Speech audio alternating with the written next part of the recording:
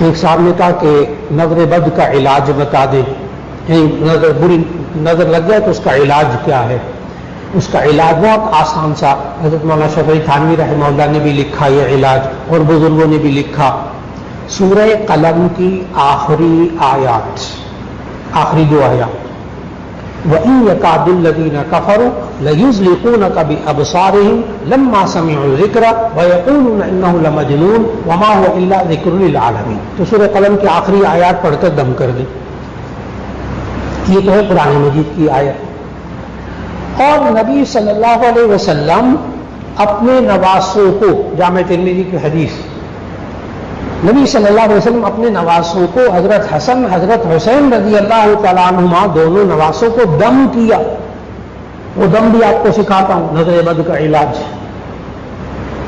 دم کیا، اور دم کرنے کے بعد جامع ترمذی کے حدیث کے الفاظ، دم کرنے کے بعد نبی صلی اللہ علیہ وسلم نے فرمایا ان الفاظ سے ابراہیم علیہ السلام اپنے دونوں بیٹوں اسماعیل اور اسحاق کو دم کیا کرتے تھے۔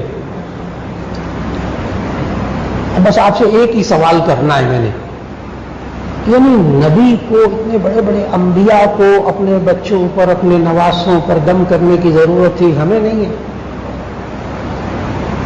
اللہ چاہتا، اللہ قدرت رکھتا ہے، اللہ چاہتا تو نبی کے بچوں کو نظر لگتی نہ، اگر نظر نہ لگتی ان کو تو ہمیں وہ کیسے سکھاتے؟ تو جب انبیاء اپنے بچوں کو اور انبیاء اپنے نواسوں کو دم کرتے ہیں، ہمیں بھی وہ کلمات سیکھ لینے چاہیے۔ نبی صلی اللہ علیہ وسلم تسمیہ کا صیغہ استعمال کیا وہاں دم کرنے کے لیے نا، اعیذکما بکلمات اللہ التامۃ من کل عین لامۃ ومن شر ہامۃ، ترجمہ بھی کرتا ہوں، اعیذکما بکلمات اللہ التامۃ، میں تم دونوں کو اللہ کی پناہ میں دیتا ہوں، اعیذکما بکلمات اللہ التامۃ، اللہ تعالیٰ کے جتنے کلمات ہیں نا ان کے ساتھ میں اللہ کی پناہ میں دیتا ہوں۔ من کل عین لامۃ، ہر ملامت کرنے والی آنکھ سے، وہامۃ، اور نقصان دینے والی چیز سے۔ لیکن کتنی چھوٹی سی دعا ہے تو نظر لگتی ہے۔ اچھا یہ نہ سوچا کریں کہ نظر بد ہی لگتی ہے۔ جو بخاری شریف کے الفاظ ہیں نا، بخاری شریف کے الفاظ نظر کے لیے وہ ہے العین حق، نظر لگنا حق ہے۔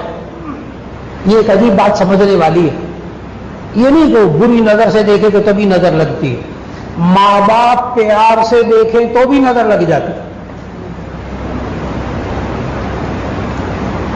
ماں باپ کو بھی بری نظر سے دیکھ سکتے ہیں بچوں کو۔ حدیث میں نا بری نظر نہیں آئی، کیا لفظ آیا؟ العین حق، نظر لگنا حق ہے، تو اس کا علاج بھی کر لیجیے۔